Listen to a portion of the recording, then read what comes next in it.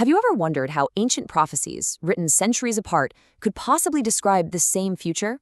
Well, today we're diving into a fascinating framework that connects some of these ancient texts into one single sequential timeline.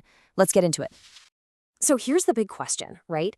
How can you have authors like Zechariah, Daniel, and John writing in different centuries, in different contexts, all seemingly describing the exact same chain of events? It's a massive puzzle, and one that people have been trying to piece together for ages. So in this explainer, we're going to walk through one particular interpretation from our source material. We're going to neutrally lay out how these different scriptural threads are woven together to create a single dramatic story about what's to come. All right, so let's dive into Act 1 of this story, The Gathering Storm. According to this framework, the stage is being set for a huge global conflict, and it all revolves around one specific city on the entire planet. The first major event on this prophetic timeline is a massive, worldwide military mobilization, and it's all focused on Jerusalem. This is the spark, you could say, the one event that's predicted to ignite a final global war. And right here, we see the first big connection this framework makes. It argues that these passages from Zechariah, Daniel, and Revelation, written so far apart, aren't talking about different events at all. No, the idea is that they're giving us different camera angles on the exact same moment, the world's armies converging on Jerusalem. And just listen to the language from Zechariah here. It is incredibly intense. A cup of staggering, a heavy stone. It really sets this dramatic tone, painting Jerusalem as this point of conflict that will eventually become an impossible burden for the entire world. So, as you can imagine, that tension doesn't just hang in the air. It boils over into all-out war. The very next event in this sequence is the invasion of the city itself, a brutal conflict that ends with its partial capture and half of its people being forced into exile. And once again, this framework pulls together multiple scriptures to describe this one moment.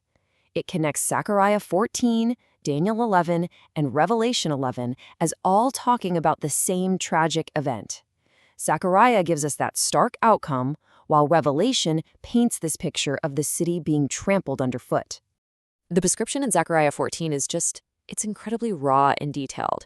This isn't described as some symbolic battle. It's a brutal, physical military conquest with absolutely devastating consequences for the people living there.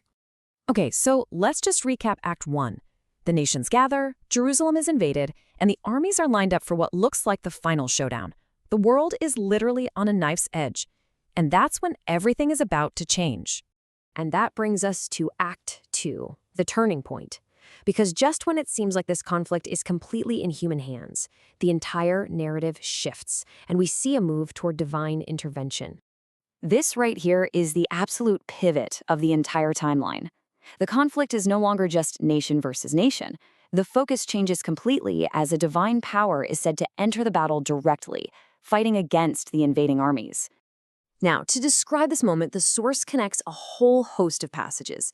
It sees Zechariah's prophecies about divine protection, Daniel's vision of the archangel Michael standing up, and Revelation's famous depiction of the rider on the white horse. It sees all of them as pointing to this one single cataclysmic intervention. And you can't get much clearer than this verse from Zechariah. It's drawing a direct parallel to past events, saying it's going to happen again, but this time on an ultimate final scale. So the key takeaway here is that the very nature of this war fundamentally changes at this moment. And this divine intervention isn't described as something distant or abstract. No, the narrative pinpoints a dramatic physical appearance at a very specific and famous place on Earth. And check this out. We see another powerful convergence of prophecies. Zechariah gives us the exact location, the Mount of Olives.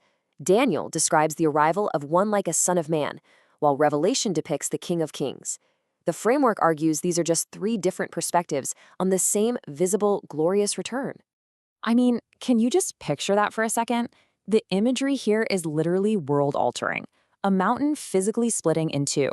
It's a depiction of an event so powerful, it actually reshapes the physical landscape, signaling a presence that is absolutely undeniable. But this turning point isn't just about military victories or mountains splitting apart. The framework points to a moment of profound spiritual and emotional climax for the very people at the heart of the story. And this is where the narrative becomes deeply personal. Zechariah 12 talks about this moment of national recognition and deep mourning as they look upon him whom they have pierced. This is then directly linked to Revelation's prophecy that every eye will see him, even those who pierced him, creating this powerful, gut-wrenching moment of realization. Okay, so we've had this huge climax, this divine intervention, this national recognition. So where does the story go from here? Well, that takes us into Act 3, the New Order, which describes the establishment of a completely transformed world. According to this timeline, the aftermath is incredibly fast and decisive. First, there are cosmic signs. The sun, moon, and stars are all affected. Second, those invading armies that had gathered against Jerusalem, they are utterly destroyed. And third, a new reign begins as the Lord becomes king over the entire earth. And what does this new global reign look like? Well, it's a complete reversal. The prophecies describe the survivors from the very nations that came to attack Jerusalem now traveling to it, not for war, but for worship. So when you put it all together, you see this complete narrative arc. It's a journey from a world spiraling into conflict over one city, all the way to a world that's unified in peace and worship under a single king. It describes a total, absolute transformation. So we'll leave you with this question to think about. No matter what you personally believe, what does it mean to look at these ancient prophecies not as isolated predictions, but as chapters in one single connected story? It suggests there's a narrative structure to history itself, one with a clear beginning, a dramatic climax, and a final resolution. And that is a really powerful idea to consider.